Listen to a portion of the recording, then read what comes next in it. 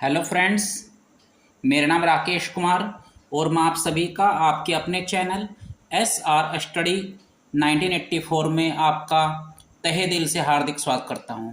और देखिए, आज जो मैं आपको पढ़ाने वाला हूं वो है पिट्स इंडिया एक्ट 1784, 1813 ईस्वी का चार्टर अधिनियम और 1773 ईस्वी का रेगुलेटिंग एक्ट।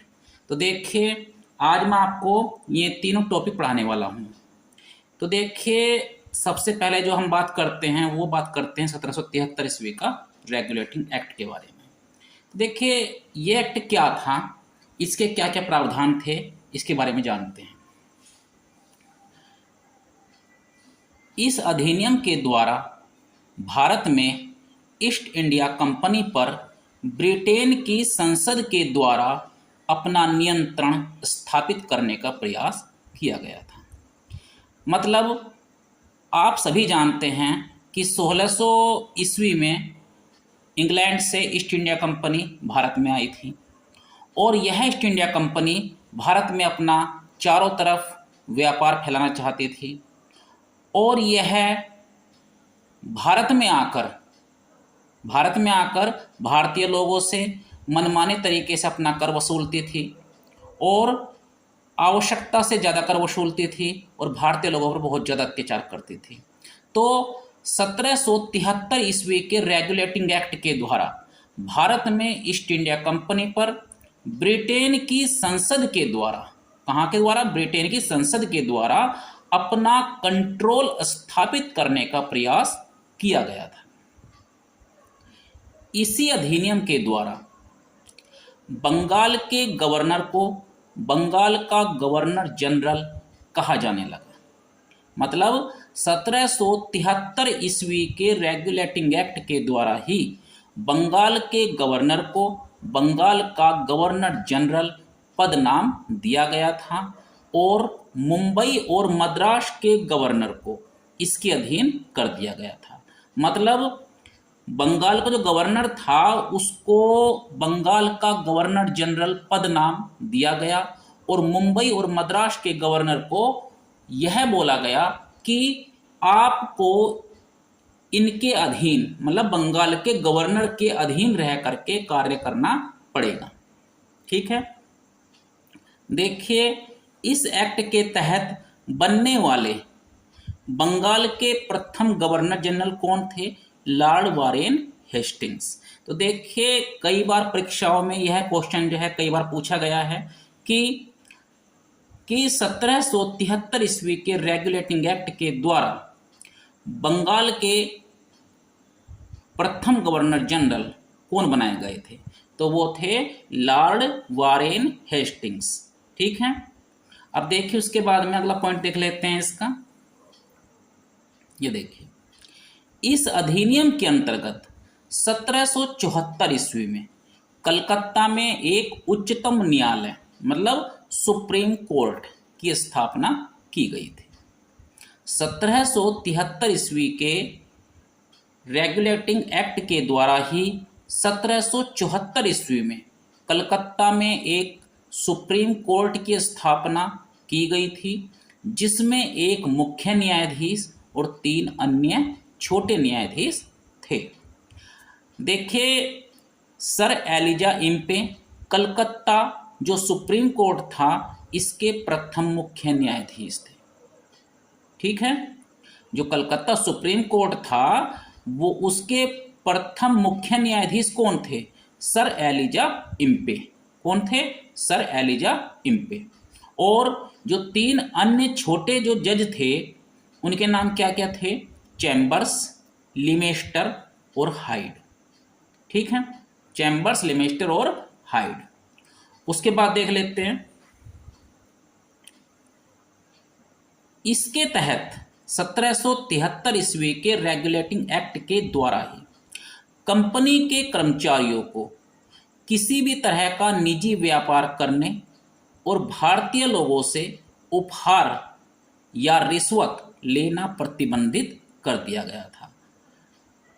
मतलब जो ईस्ट इंडिया कंपनी के जो कर्मचारी थे वे इससे पहले भारतीय लोगों से उपहार लेते थे और रिश्वतखोरी उस समय बहुत ज़्यादा चारों ओर फैली हुई थी। ईस्ट इंडिया कंपनी के जो कर्मचारी थे वे लोगों से रिश्वत लेते थे और चारों तरफ भ्रष्टाचार फैला हुआ था।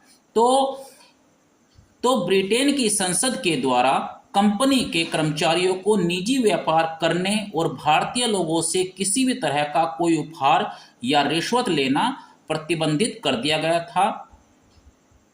उसके बाद कंपनी के लिए देखिए, उसके बाद है कंपनी के लिए भारत में अपने राजस्व और सैन्य मामलों की जानकारी ब्रिटिश सरकार को देना आवश्यक कर दिया गया था।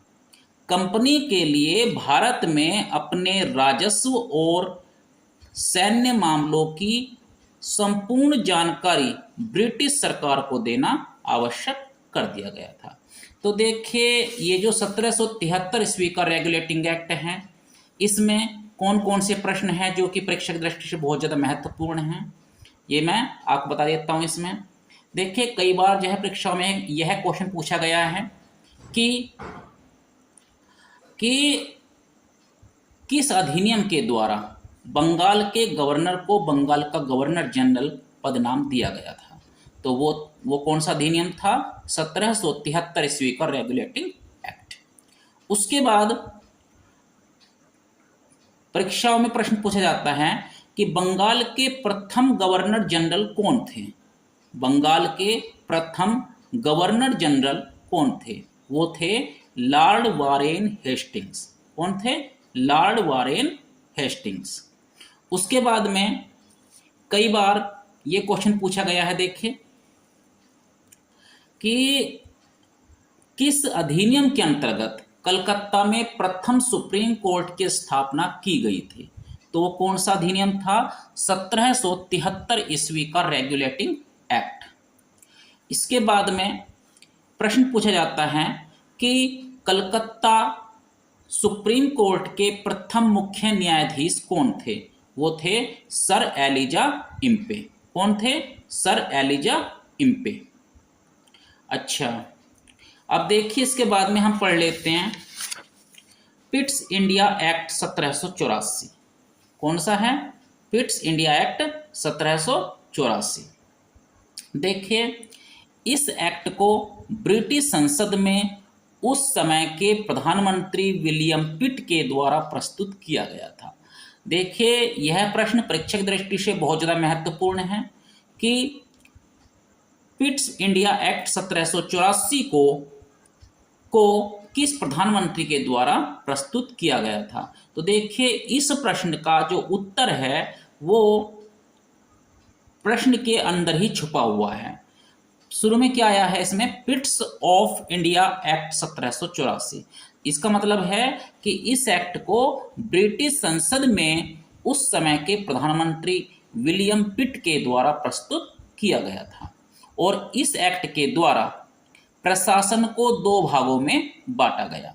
Number 1, court of director. Court of director ये व्यापारिक मामलों की निगरानी के लिए था। किसके लिए था? व्यापारिक मामलों की निगरानी के लिए।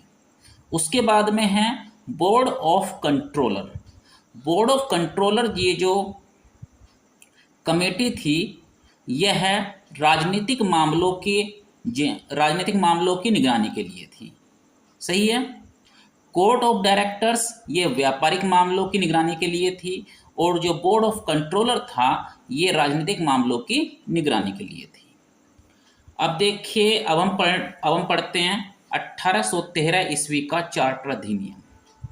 देखिए जरा, इस एक्ट के द्वारा ईस्ट इंडिया कंपनी को भारतीय प्रदेशों से राजस्व वसूलने का अधिकार 20 सालों के लिए बढ़ा दिया गया था। मतलब इसी एक्ट के द्वारा, इसी कानून के द्वारा ईस्ट इंडिया कंपनी को भारतीय प्रदेशों से राजस्व मतलब राजस्व वसूलने का अधिकार 20 सालों के लिए और बढ़ा दिया गया था। कंपनी के भारत के साथ व्यापार करने के एक अधिकार को छीन लिया गया था।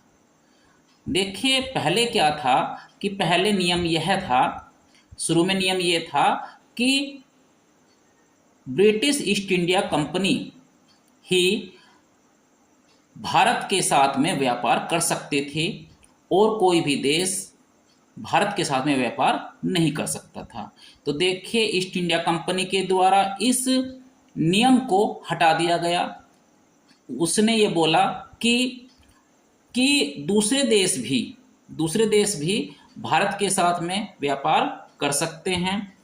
तो इसमें यही बात इसमें बोली गई है कि कंपनी के भारत के साथ व्यापार करने के इस अधिकार को छीन लिया गया और उसे चीन के साथ व्यापार और पूर्वी देशों के साथ चाय के व्यापार के संबंध में एकाधिकार प्राप्त रहा और कुछ निश्चित नियमों के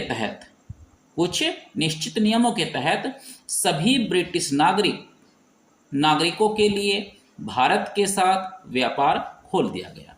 मतलब कुछ निश्चित नियमों के तहत ब्रिटिश जो आम नागरिक थे ब्रिटेन के, वे भी भारत के साथ में व्यापार कर सकते थे। समझ गए? अब देखिए उसके बाद में आते हैं पॉइंट नंबर 3। इस एक्ट में भारत में शिक्षा के प्रसार के लिए 1 लाख रुपए की वार्षिक धनराशि के खर्च करने का प्रावधान किया गया। सही है। ब्रिटेन की संसद के द्वारा ईस्ट इंडिया कंपनी को यह बोला गया कि आपको भारत में शिक्षा के प्रसार के लिए कम से कम 1 लाख रुपए की धनराशि खर्च करनी पड़ेगी। सही है। तो ये कौन से एक्ट के द्वारा था? ये था चार्टर एक्ट 1813, चार्टर अधिनियम 1813। और साथ ही ईसाई मिशनरियों को भारत में ईसाई धर्म के प्रचार करने की अनुमति प्रदान की गई थी। मतलब 1813 ईस्वी के चार्टर अधिनियम के द्वारा ही ईसाई मिशनरियों को भारत में ईसाई धर्म का प्रचार करने की अनुमति प्रदान की गई थी। तो देखिए मैंने आज आपको 1773 ईस्वी का रेगुलेटिंग एक्ट और पिट्स ऑफ इंडिया एक्ट 1784 और 1813 ईस्वी का चार्टर अधिनियम, इन तीनों कानूनों को आपको पढ़ाया। तो उम्मीद करता हूं कि मेरे द्वारा बताई गई बातें आपको बहुत अच्छी तरह से समझ में आ गई होगी। तो यदि मेरी वीडियो आपको अच्छी लगी तो प्लीज़ वीडियो को लाइक करें, चैनल को सब्सक्राइब करें। धन्यवाद।